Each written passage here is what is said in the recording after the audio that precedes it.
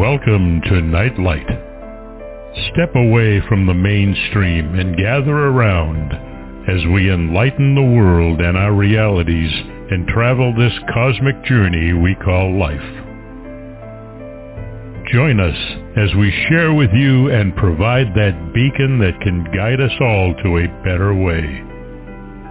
Explore with us as we examine a metaphysical montage of spiritual insights, covering everything from the mundane to the magical, UFOs to unicorns, and everything in between. This is a time of awakening, of sharing and evolving, of spreading our wings and soaring on the cosmic breath of creation.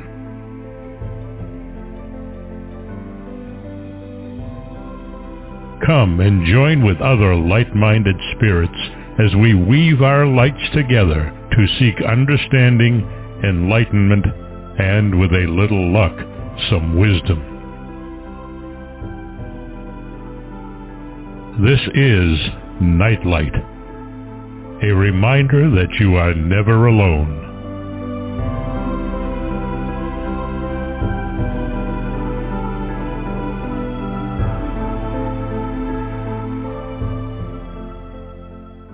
Welcome to Nightlight, everybody.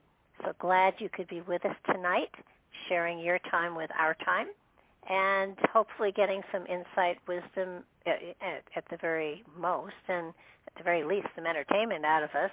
I want to thank first Ken Quiet Hawk for his amazing intro. He and his wife are amazing people, and they are practitioners of native storytelling. I believe they both are natives. And it's important for us to be aware of how other indigenous cultures have preserved their cosmology and their history and their wisdom.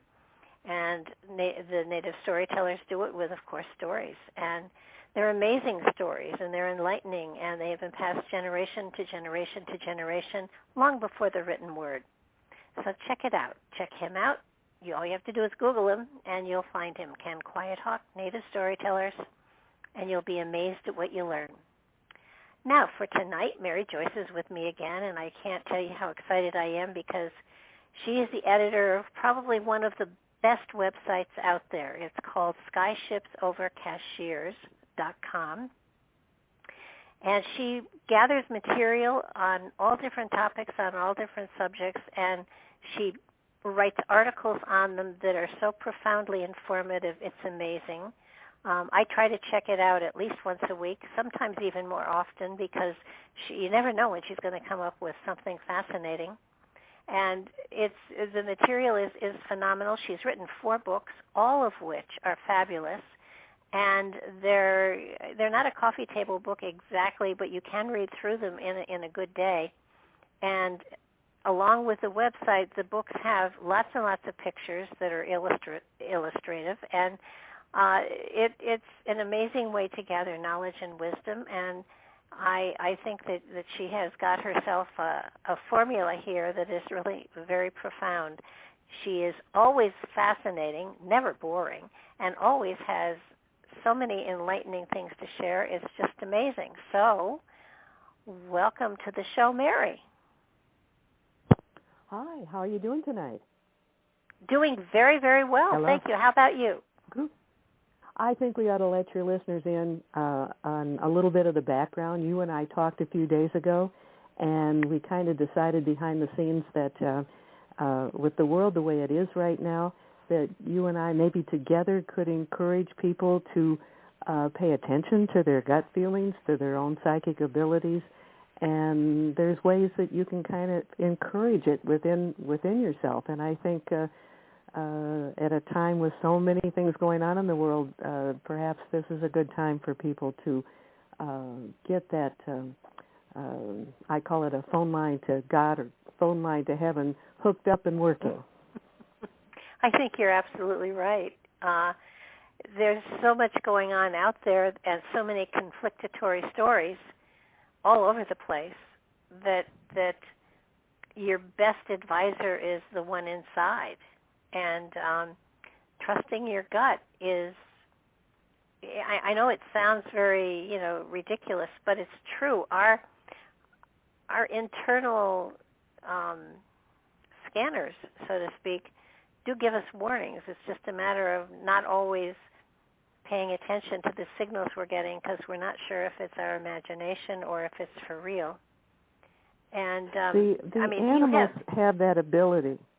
The animals have the ability that we've been able to see as human beings, where they're able to communicate in a nonverbal form, oftentimes across great distances.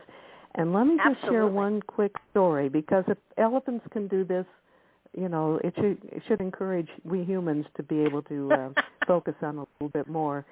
There was a man, he was known as the elephant whisperer, and he saved elephants. And then he let them loose. And there was one herd of these rogue elephants that went off in one direction in Africa and one that went off in another. And these two groups, in totally different locations, marched about 12 hours to the man's home when he died. And how did they know that? They came from two different directions. They came and they mourned at the house for 3 days, or 2 days and 2 nights, or something like that. And they made these mournful sounds. They rocked back and forth. They never stopped even to eat. And then after that time period, they went off and each went back toward their own respective territories. How did those elephants know that? And even with people who have dogs, you can communicate tremendously, just with eye contact with your cat or your dog or whatever animal you might have. That ability is in human beings too, but for some reason, most of us shut it down as we get older. You're absolutely right. I know when I had a dog, my dog knew when I was coming home because she was always at the window. And she couldn't have heard the engine of the car. She just knew I was coming. And, my cats know when I wake up. And they all of a sudden are there sitting staring at me like it's time. They may be sending me messages actually, like it's time to feed us. Get up. But now you use your intuition. So do I. But for people that don't use it, how did you start to develop to know that it was intuition and to trust it? How did you come to that point? I tested it. First of all, as you already know, at one time I was an editor for a newspaper, and one of the reporters did a story on a local psychic. At that point, I was not into any of it, except all my life I've always gone with my gut feeling, and that was the term that I used. Anytime I didn't pay attention to my gut feeling, things didn't go so well. And so you learn sometimes by a negative experience that you better pay attention to those feelings. Anyhow, I was editing the story, and I thought, I'm talking to myself, if you're so open-minded, you need to go check this out for yourself. Well, I was fortunate because my first experience with a psychic was with one who was very good. Of course, at the time, I had no way of judging that. But as time went on and I began to explore, I realized that I lucked out in the beginning. And she gave one piece of advice that has really stuck with me. And she said, like whenever you're asking for help or guidance, always go to the highest. In other words, whatever, God or the universe, I'll just stick with God and keep it simple. Go to God, and He will send what you need. And so the message may come through for you through a child, through a psychic, through something you see on TV, but you will get your answer. But don't stop and ask your dead uncle for advice, because he probably doesn't know a whole lot more than what he knew when he was walking around down here. So go for the best or go for the highest so that you get the highest level of information. And then test things. I mean, I can remember driving in the country when I was traveling and doing a lot of work, or a lot of work on the road. And I was traveling through open farm country. And I went by this farmhouse, and there was a lady walking off in the distance in the yard, I couldn't see her face. I couldn't see any of her emotions, but I had this instant feeling that she was really sad. And so just to test my feelings, I turned around and drove slowly by her place, and by this time she was sitting in an outdoor swing seat in the backyard, and she was crying. Now, there was nothing that I, as a stranger, could help her with. I mean, I'm not going to jump out of a car and say, what's the matter? I mean, that would freak most people out, and I didn't want to do that. But it confirmed that the feeling I was getting was correct. And so I encourage people to test their own feelings.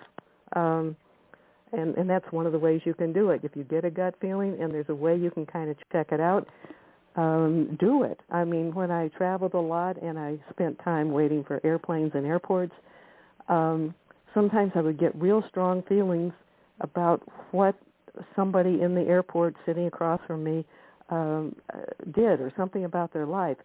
Most of the time you can't do anything about it, but sometimes you can get into conversations, and without being prying, you can get a clue, and I found that often confirmed some of the feelings or gut feelings that I was getting.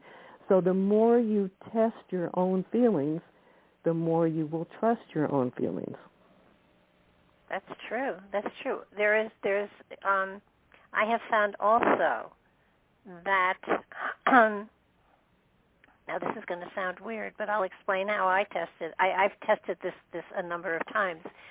The spirit within you will not encourage you to do anything that is inappropriate for your own evolution or your own survival. And you can test it with you can test it with little things so that you learn to trust it with the big things. And it's Right. sort of like if you try to picture yourself in your mind's eye, if you try to picture yourself robbing a bank or shooting someone, you will find that as you look at yourself doing or attempting to do whatever it is, that your body language and your face show that you're not happy, you're upset, and that it's inappropriate for you. And if it's good for you, you will see a happy face, and you'll know that this is appropriate for you. At one point in time, I really wanted to be an astronaut. Forget the fact that I'm claustrophobic. It was a fleeting. It was a fleeting moment in time, but I was really driven to it, and I was driven to signing up, and I was the right age to be able to do it. And I sat there, and I couldn't figure out if it was the right thing or the wrong thing for me to do. And a psychic that I knew said, "Well, picture yourself doing it and see how you look." And I pictured myself in the suit, in the claustrophobic space, and taking off, and the G's and everything. And I thought, I can do this. And then I threw up. And you don't want to throw up in a spacesuit. No. That killed it. There was no way I was going to do it ever. But you can try it with simple things. You can try it with major things. Your intuition and your body will tell you what's appropriate and what's not. But being sensitive to your body and the signals your body is giving you, it's really, really, really important. And of course, the only time you don't trust your gut, for me, I say it's unless you've eaten Mexican food, and then nobody can trust their gut. But that's, there are people that really like Mexican food. So, but it's a matter of becoming sensitive to your body and your feelings. And many people don't pay attention to the subtleties that their body is sending them, or the messages their body is sending them. And we're telling them to trust their gut, and I'm sure people are saying, yeah, right. But the reality is, your gut is reacting to the spirit within you, and your gut is trying to give you a message. Pay attention to it. I mean, there are many times that I went to the wrong funeral in 3 different churches one day, looking for the church where I was supposed to be, and I would get into the church, and I would suddenly feel like not supposed to be here. And then when I checked things out, I realized I was mourning the wrong person. Um, so that if you pay attention to it and then you stop and you ask yourself, where is this coming from? And intuition is so important, and especially with all of the choices that we're having to make today, to pay attention to what you feel about it and follow your feeling, follow your gut. There's so many mixed messages coming from so many different sources that it's unbelievable. Heck, I don't even watch the news and anymore. And also, we shouldn't become. Some people, I'm thinking of Nancy Reagan. After her husband was shot, as I understand it, she became hooked on getting advice, from astrology or psychics or whatever. And that's not how we're supposed to be. There's a time when a psychic perhaps can be helpful in giving you a little boost in the right direction, but on a day-to-day basis, you need to somehow internalize that ability. And that's what you and I are talking about. Well, sometimes, just the element of meditation, and I'm not talking sitting cross-legged and going om. I'm saying quiet yourself for 5 or 10 minutes a day and just listen. Don't talk, don't pray, don't any of that stuff. Just listen. Become more and more attuned to your body and what's going on within your body. And, so very often our body sends us messages in strange and wonderful ways. I have a very, very good friend who is one of the kindest, sweetest people in the entire world. And she had work being done in her kitchen, and she stepped back and she fell through the floor and she hurt herself. But the interesting thing is she hurt her right shoulder and her right arm and her right leg. And, she didn't break anything, but she's horribly bruised and she's having a terrible time getting herself back into shape.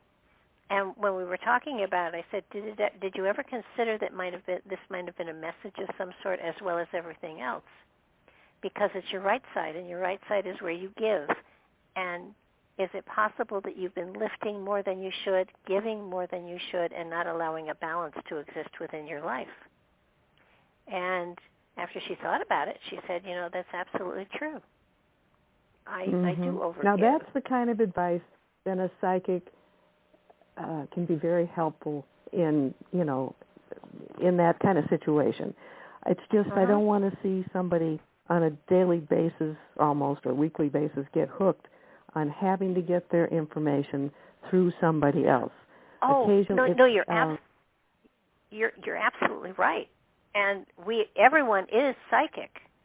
So it's a matter of paying attention to what your body is telling you and connecting the dots.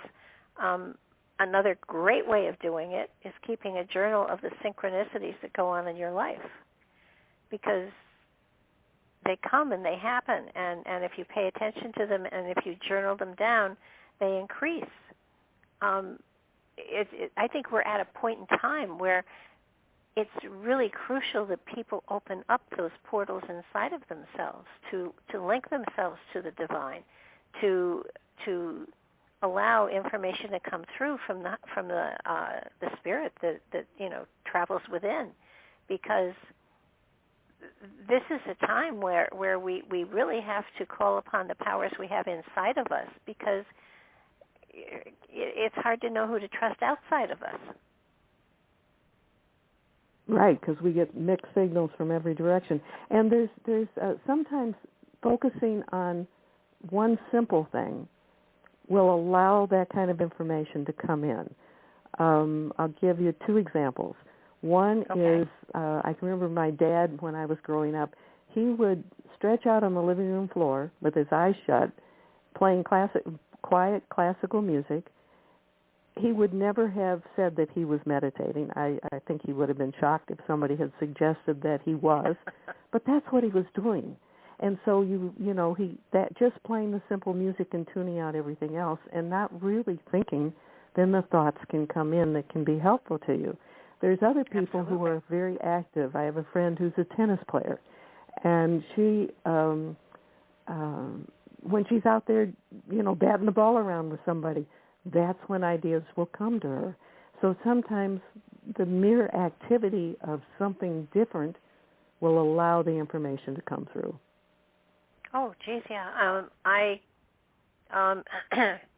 have done needlepoint in my day, and because it's boring and repetitive, it gave me the chance to turn my brain off to listen to what was coming through from spirit. Right. I knit. That's another. It's almost like a distraction that opens the door. Mhm. Absolutely. And gardening.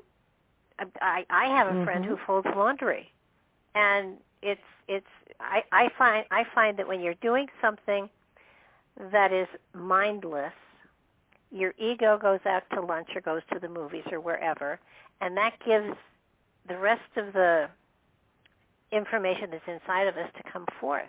And I have a friend that just loves to fold laundry. She said it's the most peaceful thing she ever did, and she would come and fold my laundry for me. I mean, it for her it was relaxation. Like that. Well, I know some crazy but people. I truly have never met somebody like that. Wow, very interesting. Very interesting. But you had mentioned keeping a diary. I don't do this now, but at a point in my life, I did do this, and I would keep a notebook by my bed and try to remember my dreams and jot down, just enough so that I wouldn't forget them. And I got to the point where I could sometimes remember 7 or 8 dreams. I don't continue to do that. If God and the spirit world want to get through to me, they just give me a vivid dream and I'll wake up with it. But it's a good learning tool. And I jokingly say, and actually I'm not joking, if you decide to follow that course, then when you first wake up, don't move. I swear to God, if you turn your head over, all the dreams leak out your ear. So, just lay perfectly still and collect your thoughts and then write them down in the notebook. Because as soon as you get active, they'll be gone. Yeah.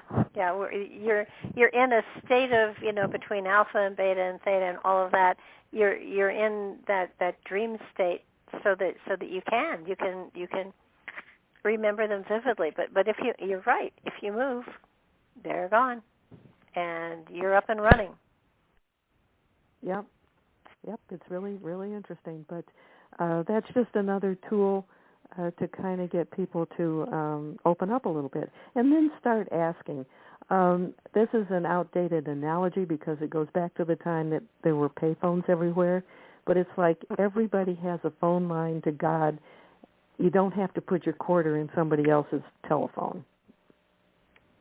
I think that's a great analogy. I really do. Not today. I've got to update it with cell phones, but somehow I haven't come up with one yet. Yeah, I'm sure you will. No, it's true. If you got to understand, if you ask someone else's opinion, they're giving you their opinion from their frame of reference about their life, and they're not in your shoes. I can't remember what kind of I like most people my age, I've been through periods of time where things have really sucked. And I remember my sister trying to give me advice, lovingly trying to give my advice, and I took my shoes off and I threw them at her, and she said, "What's this for?" I said, "You walk in my shoes for a week and then you talk to me." Oh, wow. Well, I won't get in a conflict with you. No, I don't. hope you wore simple flip. I hope you wore simple slippers. Well, at the time, it was slippers I threw at her. But it's true. If you're asking somebody else advice, all they can do is give you advice from their perspective, and that's not appropriate for your life and your destiny and your pathway. So trusting and yet yourself. At the same time, it might be. If what they say rings true, then that's a good thing. Like I said, God can send his messages through a child or, through, anybody. So sometimes the answers do come that way, but you have to listen again to that gut feeling. And I just can't imagine that people that there must be, everybody must have had that experience of a gut feeling, though I really don't know how to describe it. A gut feeling is absolutely a gut feeling where your gut is just turning in knots, like, for the most part, when I've had that serious gut feeling, it's usually been, don't do this, this is not a good idea. But it's not always negative. We've certainly seen tons of coverage about the Floyd killing and the trial and the people taking the video. I just had to think that there were angels whispering in the ears of some of the witnesses, like the girl who took the video, which really made the case for, the Chauvin case. And, something drove her to do that in a very awkward, unusual situation. And I feel like somebody was whispering in her ear to do that. So I think we get directions that way too. Yeah, absolutely. I would, but really, for the most part, listening to yourself. I mean, I don't deny that messages come in all sorts of synchronistic ways. Sometimes it can just be a song on the radio that so absolutely fits your situation that you have to just sit there and go, oh my goodness, this is talking to me. This is, this just fits so perfectly. How cool that this song played when I was in this sort of dilemma, and it gave me a direction to go in. And that's inspiring, and that's intuitive too. Absolutely. And if anybody spends time around children, they are intuitive. And we as adults, and anybody who's out there who's a parent, you need to be careful not to shut down that aspect of children. It stays open with most kids until they're about 3 years old, and then it starts to dissipate. It dissipates faster when children have been born into families where the parents just are not open or encouraging at all when it comes to things like that. But homes where children are nourished and feel free to be open to the spirit realm, they flourish. Oh, absolutely. And, I know that with my son, as he was growing up, he would sometimes ask a question of me, and I'd say, well, how do you feel? How does that make you feel? And, we got to the point where if he came to me and said, I feel whatever, I'd say, well, then let's check it out. And usually his feeling, just not going into any long, lengthy discussion on what intuition was or whatever, all of that stuff, intuition, imagination, all flow in the same kind of current. And it's how do you feel about this? And I think when people are saying, I don't have intuition, everybody has it. It's just that in many cases you don't pay attention to it because you think, oh, that I'm just making that up. It can't possibly be true. And, certainly check things out before you do something really, really radical. But I mean, just for instance, this dilemma about the vaccines and stuff like that. Some people have not taken it because they don't feel it's appropriate, and some people have. And I think that they're both right. So that, if you're following what you feel, if you're following what you feel, then that's what's appropriate for you. And Benjamin Franklin once said, and here I thought this was my phrase, and it's not, it's Benjamin Franklin's, but maybe I'm a reincarnation of him, so I can claim it anyhow. But anyhow, his statement was, when in doubt, don't. And if you follow that, you really are it makes it easier to make wise choices. Because sometimes it may be the right thing to do, but the wrong time to do it. And and if you have questions in your heart or your soul or your spirit, then sit back and wait until you feel sure about a direction to go in. And I'm seeing. Go ahead. No, go ahead. Go ahead. I didn't mean to do that. Oh, no, it's just I think that we have to pay real attention to talking to ourselves, and sometimes maybe that's the appropriate thing to do, to sit down and talk to ourselves. I have great conversations with myself in the mirror every now and then, and I never disagree with me. You don't need many friends that way, do you? Just lots of mirrors. Yeah. Well, at least you can. Sometimes talking it out loud enables you to see more sides of something than just swilling it around inside your head. And someone once said, also, yeah, it works to write it down too. For some people that works better. Sure. I think you're absolutely right. I think that this is a time where people have to reach inside and get the wisdom that is there. And intuition is a powerful tool, and the more you work with it, the more you develop it.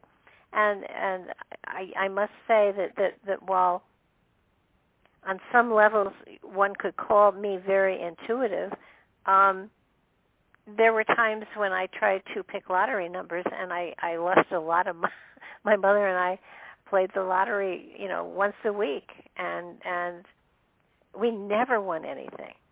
And you would have thought that, it was, I guess the universe doesn't want me to be a millionaire, but I would have done great things with the money. But it's sort of like intuition can be best used when it's for your own personal development, not enrichment, but development and your safety and your direction and your pathway. And if you pay attention to, as Mary said, your dreams, your daydreams, the inclinations you have, if you listen to yourself, there's great wisdom there and good direction, and it comes directly from the source. And it's about you, because the biggest expert about you is you. So paying attention to the information you're getting. I mean, there have been studies like this all over the place. The government even has done studies on working on intuition and distant viewing and a lot of other things, but they start off with the intuition. So realizing that it's a stepping stone to communicating with your higher consciousness should be incentive for almost everybody to start playing with it. And I guess playing is the best word. Checking it out, figuring it out. A great game to play with friends. Going. Of course, if we had the malls and stuff like we used to, going to the mall, I used to take groups to the mall and have them, get a feeling about people as they walked by. And it's a phenomenal tool to have to use. It will not make you rich, I don't think, but it will make you wise, and that's even better. You already have been very, very kind about talking about the 4 books that I have currently in print, but I have one that's totally out of print, so there's no way I'm promoting a book on this. But the very first book that I wrote was after my experiences that I mentioned briefly, working as an editor and then going to see the psychic for the first time. Well, that became a project for me. After I left the newspaper business, I started working for an international company, and I only traveled in the U.S., but I traveled a lot. And when I would stop in different places, if I had some extra time, I would go to psychics. So I ended up going to psychics, if I remember correctly, like 5 states and Canada, and ended up writing a little book which was timely at the time and certainly would not be timely now. But I called it Psychics Don't Scare Me Anymore. And Well, at the time, and this is a fear that a lot of people have. I don't have it now, but it was a concern I had. What if a psychic tells me something bad or something, that I think that's a real fear that a lot of people have. And I now tell people that if any psychic tells you bad stuff, I mean really, life-threatening stuff, they're probably not the best of psychics. And that, no, really, I mean, an intuitive, compassionate psychic you're right. is not going to do that to you. They're not. They might give you some reason to be cautious about something, but they're not going to do that kind of stuff. So when I talk about people having a fear of psychics, that's one of the things at the top of the list. And when I did that book, it was literally decades ago. And at that point, you only could learn about psychics if you went to a spiritual or a psychic bookstore. Now those kind of books can be found online. They can be found in conventional bookstores. But back then, this was all new territory. And, for whatever reason, I just felt like I wanted to share that with you because I did go to a lot of psychics because I wanted to figure it all out. And again, I have this newspaper background and apparently that kind of mind, and I want to figure things out. I want to understand them. And I encourage people to test things, to check them out, to see things from different perspectives. We can't stay in a box. No, and we've been put in a box with the pandemic. And oh, yeah, that's for sure. And it's I know people. I know there's a virus out there, and I understand all of that stuff. And people, thousands, hundreds of thousands of people have died. But at the same time, we've all been put in a timeout, and we've been given time to do inner work if we so choose. And I think that it's important for people to understand that being given this restrictive exposure to other people is a good time to get in touch with ourselves. And again, I'm going to go back to meditating because there's a wonderful form of meditating that takes absolutely no brains at all. So I've done this. It's called empty-headed meditation. And what you do is you set a timer for 5 minutes. And you find a comfortable place with no external noises or anything, no phones ringing, turn phones off, and you sit and you close your eyes and you sit in silence. And when thoughts drift in, you thank them and you send them off. You don't sit and ponder your shopping list or your grocery, your groceries or what you have to do in 10 minutes or 20 minutes. And you keep an absolute empty mind. And once you get to the point where you can do it for 5 minutes, you do it for 10, and then perhaps even 15. And that gives your insides a chance to clear out the debris, and it gives you a clearer channel to listen, to hear, and to experience inspiration, intuition from the others, from the higher consciousness. It sounds really easy, and it's not.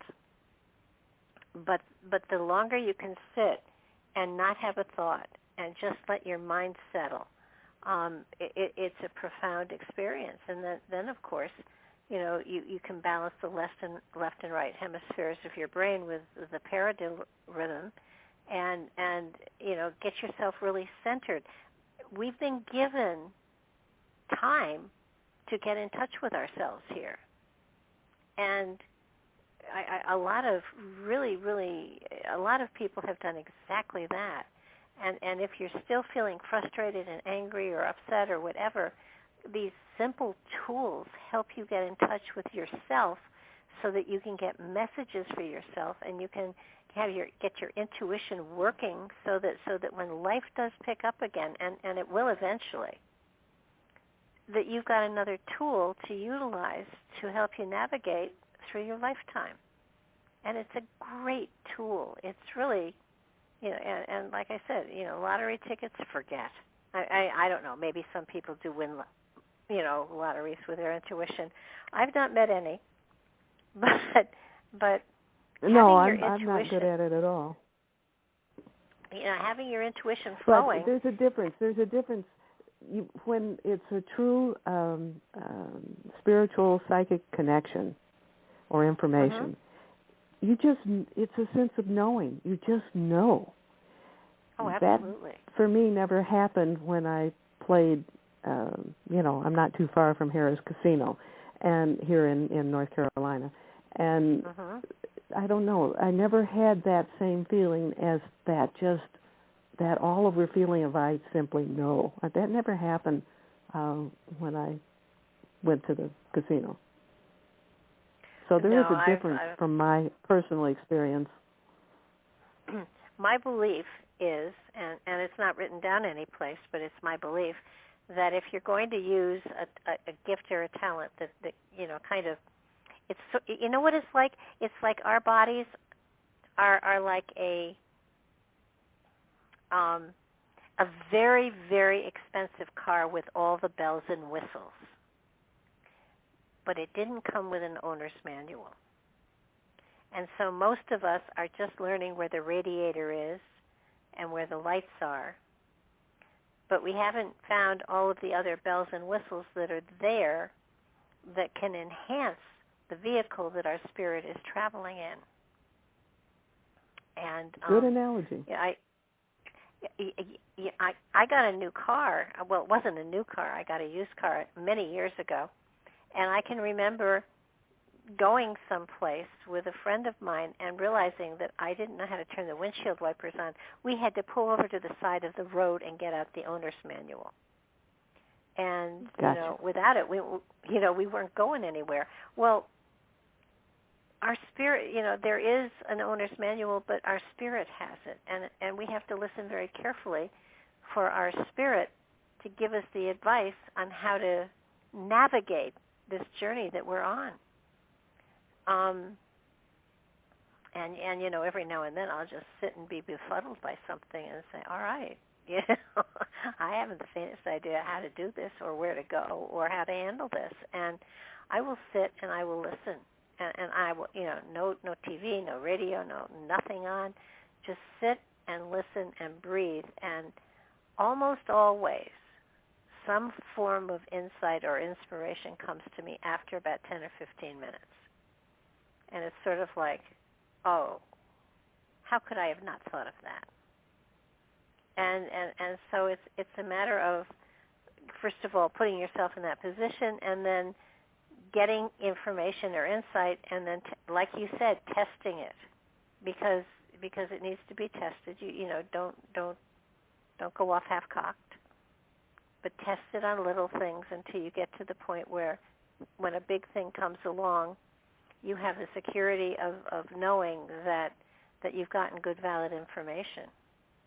And play with it. Because, while this is serious, it's also something that is joyful. So play with it. Have fun with it.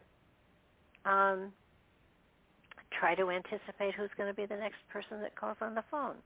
I'm rotten at that one. I'm absolutely rotten at that. I usually do some kind of mental guess, and we'll settle for spam calls, But anyhow. Yeah. You won't be every. If I guess that, I have much. If I guess spam calls or something of that nature, I'm got a real good chance of being right. But if you play with this, even down to testing yourself about, I don't know, what's going to be the price of gas today, or what's going to be on sale at the grocery store, or you play with it, test yourself over and over and over again, and your accuracy is going to become better and better and better. The Absolutely. more and everybody will have their own way of playing this game. But so I do have an analogy with it. Go ahead. No, I've interrupted again. Go ahead. No, that's okay. I was just butting. Go ahead. You were just butting? Another way that we learn is the spirit world is not going to, for the most part, scare us to death by becoming an apparition next to you in your car. I'm not saying that doesn't happen sometimes. It's a rarity. It would scare most people to death, and they would drive off the side of the road. So Yep. the spirit world oftentimes communicates with us through signs and symbols. I'll give you an example. This is dumb, but it's worked for me on several occasions. You never think about the colors of the cars that you see when you're driving around. And then if all of a sudden you notice that all the cars are white, and then you get to an intersection where there's a fork in the road and you have to make a choice. And if you see a white car, go to the right, and you don't know what else to do, follow the white car. I mean, it's kind of silly, but it can work because signs, and like you said, you had a thought or a concern or question, and somehow when you turned on the radio, there was the answer, right? Yeah. Well, that's the way the nonverbal world often communicates with us, and we need to pay attention. Absolutely. And synchronicities, when something happens that just, couldn't possibly have happened, there's a reason for it. Write it down, remember it, and see what evolves from that time frame. It's all of this is going on constantly. We are getting intuitive messages constantly, nonstop, but we're not sensitive enough to pick them up. So when you start to get sensitive, and again, I'll bring up a journal, because if you start journaling down when synchronicities happen, or when something happens that was intuitive and you couldn't have known it, and yet there it is and it happened, or the more you recognize the connection, the stronger it gets. And it's I have to admit, there are times when I have a very strong connection, and magic happens, and then of course I forget about it and get back to saying, calm down, let's listen, let's not go off half-cocked here, and so it's something that even I've been in the field for 50 years. Even though I know the philosophy, I wish I could say I practice it more than I do, but I have recognized that this whole thing that we're in the middle of now is a profound time for all of us. And the more we pay attention to our inner feelings and our hunches and our gut and the intuition that is coming through, the richer we make our life. And that's the cool thing about the whole thing. We have the tool. It's been in our tool belt all along. And if you take it out and utilize it, it enriches your life and your environment. I'm going to throw out another idea that people can try. When I was working on that little book, Psychics Don't Scare Me Anymore, I was at one point doing an interview with, I think it was 4 or 5 psychics in one room, and they were giving me all sorts of information, and they started talking about psychometry. And at one point they said, well, try it. You can do it. And so, I'm going, no, I can't. I wasn't putting myself in their category at all. And they were insistent. And so if people don't know what it is, psychometry is where you hold something and you pick up the vibrations of perhaps the person that owned the object or, whatever. And so they gave me something and I held it. And I said, well, all I can do is imagine something. And so I told them what I was imagining and did that several times. So the things that I thought were pure imagination were accurate, which kind of blew my mind and certainly opened me up a little bit more to that kind of possibility. And then when I went to one psychic down in the famous Casadega community down in Florida, it's a spiritualist community, like a little back in time, turn of the 1900s, little village in the middle of everything else. And yeah. I just lost my thought. So apparently what I was going to say I wasn't supposed to say. It just went. Anyhow, that's a very interesting place, and it's another place where you can test things. And you can, oh, yeah, I remember what I was going to say. It was psychometry. And I went to somebody there, and they asked me for the necklace I was wearing. And the person was going to use psychometry, is holding my necklace, and she's, was a he, saying all these things, and none of it fit me, none of it. But the more I listened, everything that was being said was about the person who gave me the necklace. Ah. Is But that if I not cool? hadn't paid attention, yeah, but I mean, you have to be able to sort it out. I mean, nothing she was saying fit me, nothing. And but then the more I listened, it sounded just like the person who gave me the necklace. So that's the vibration she was picking up. Well, it does work, and it, like you said, it's you do wonder. You do when I first started out in this field, I thought I was imagining things and making stuff up, and it took them almost 7 years to convince me that no, I wasn't. Yeah, I was a tough case to crack for sure. But Oh, I was, you know, I was too.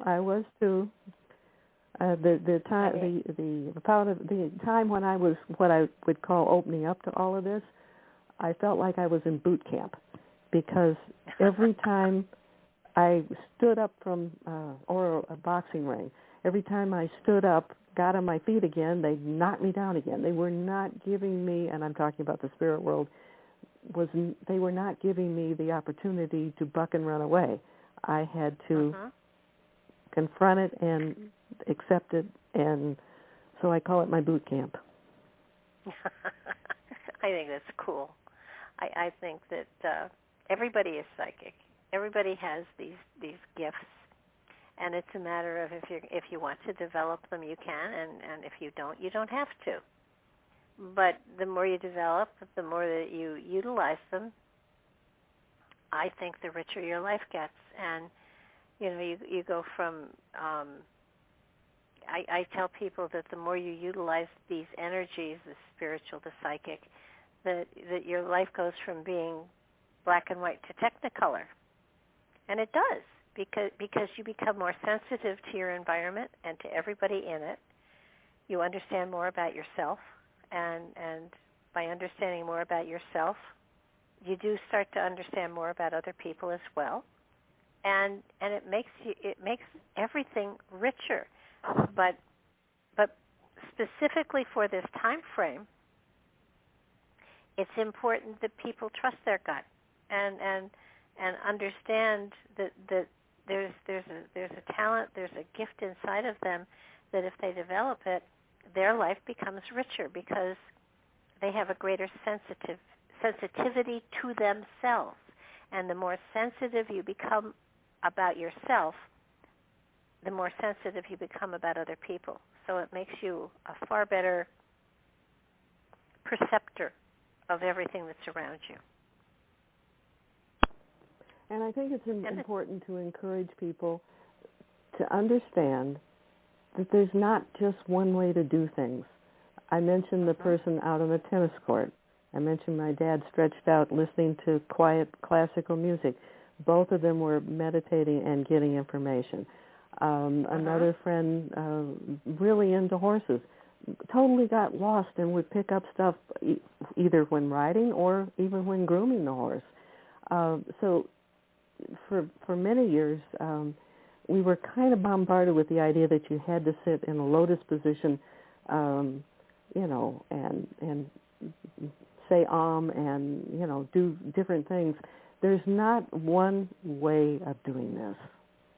Everybody has to find the way that they feel comfortable with. Well, runners get into, they call it the zone, and swimmers as well. Athletes, you know, who are doing competitions get into that zone where their ego is gone and you know, and they're free to receive information from their gut from wherever. So I think everybody has had the experience, and they probably haven't recognized it.